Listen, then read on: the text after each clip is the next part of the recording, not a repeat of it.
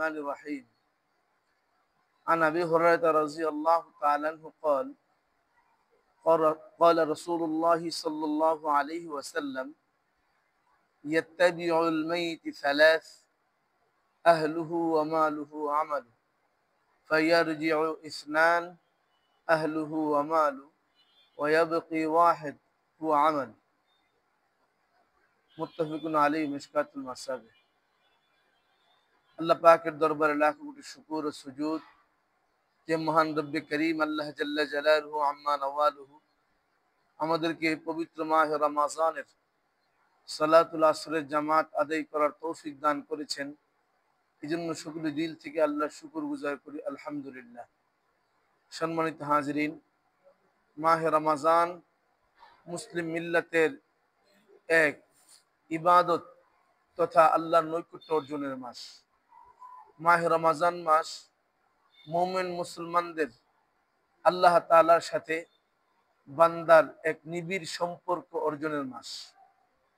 আমি আপনাদের মাঝে আজকে যে হাদিসটা তেলাওয়াত করেছি, ইমামে মুহাদ্দিসিন হযরত আবু হুরায়রা রাদিয়াল্লাহু তাআলা থেকে বর্ণিত।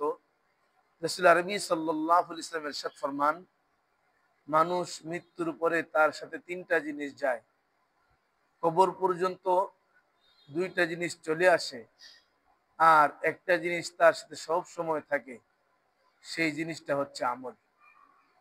হাদিসখানা বুখারী, মুসলিম এবং মিশকাতুল মাসাবিহ থেকে বর্ণিত।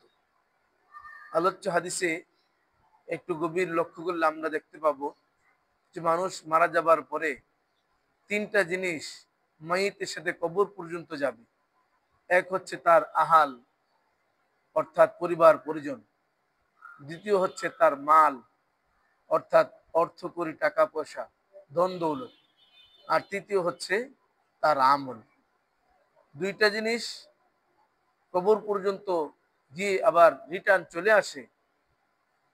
কবর পর্যন্ত গিয়ে দেখবেন যে কোনো পরিবার পরিজনের সদস্যরা মাইয়িতের সাথে কখনো সে কবরে থাকতে চাইবে না। এমনি ভাবে টাকা পয়সা ধন দৌলত কবর পর্যন্ত গিয়ে মাইয়িতের সাথে কবর পর্যন্ত যাবে না।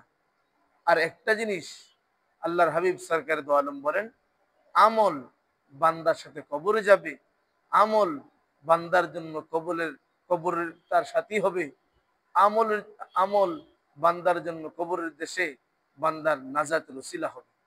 তাই রমজান মাস আমাদের প্রত্যেকের আমলের উন্নয়নের মাস।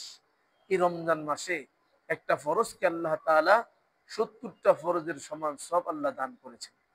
এই রমজান মাসে আল্লাহ সুবহানাহু ওয়া তাআলা কোন বান্দা যখন একটা সুন্নতের উপর আমল করে, আল্লাহ তাআলা বান্দার উপর খুশি হয়ে বান্দাকে একটা ফরজের সমান সব তার আমলনামায় দান করে।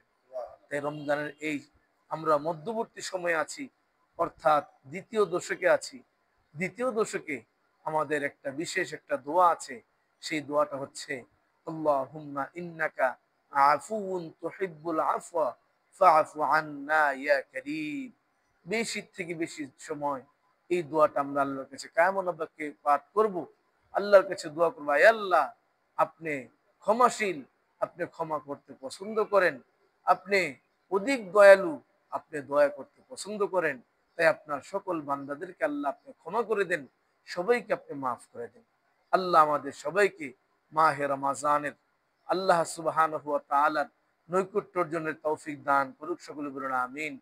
বেশি থেকে বেশি সময় আল্লাহ তাআলার হুকুম মাফিক চলার তৌফিক দান করুক।